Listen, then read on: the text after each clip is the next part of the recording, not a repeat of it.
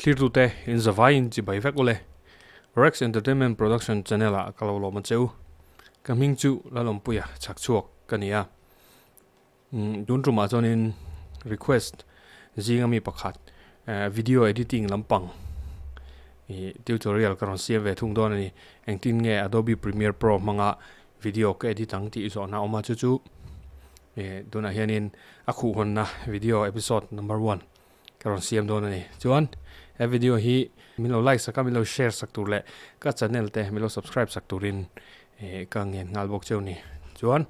to chonin kan tranang ke chuan Adobe Premiere Pro CC 2017 ka manga eng version po ni se tuna mi hi chuan ang tlang pui ni tin version sang de khaman kherangai chong lo kan nei ang kha kan man thiam chona thani mai tuna Premiere Pro chuan honga hi tian in loading meka in loading chung hianin rivak lo nga anga ya ho ti khan chuan etian load che na hiron lang ta ni mi window hiron langa ida new project te open project te team project te amta new project video angani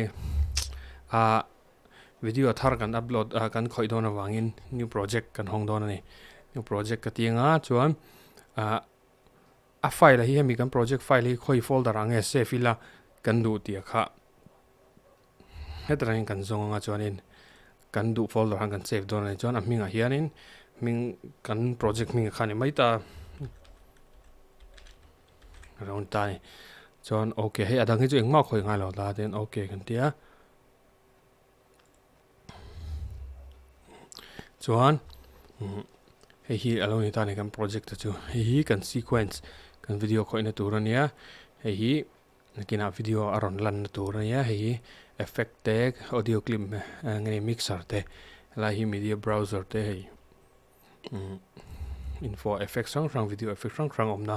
kan hi ta ni hianin a layout hi ti hian lang kher lo mai thea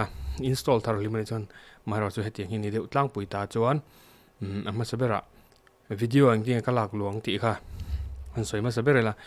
kan du video khatien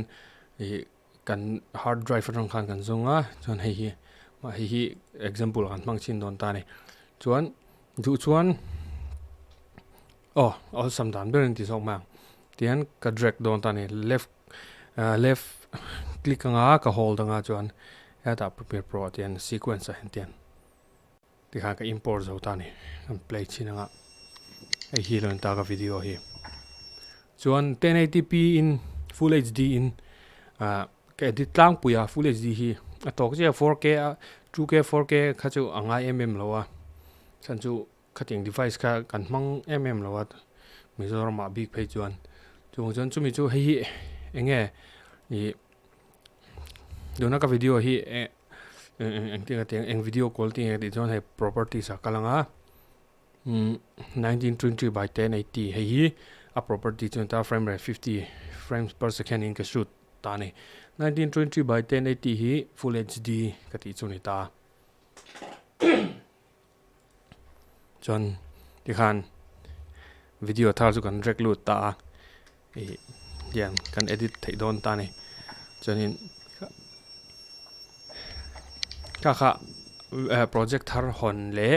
video drag lu dan achu lo ni ta photela chon episode danga chonin adot le chon video a sailu tuk lo nang kha andu tok ta photela i video danga engting ka edit danga engting e sound dang ka si mang ti te a music video ngor hrim ma po editing dana kha kena tutorial te policy em la tu mi chu te han engti Premiere Pro tangin new project kan honga video ka drag lu dana chu kha lo ni ta du tok ri photila thlir tu te zong chu alom tho ka sai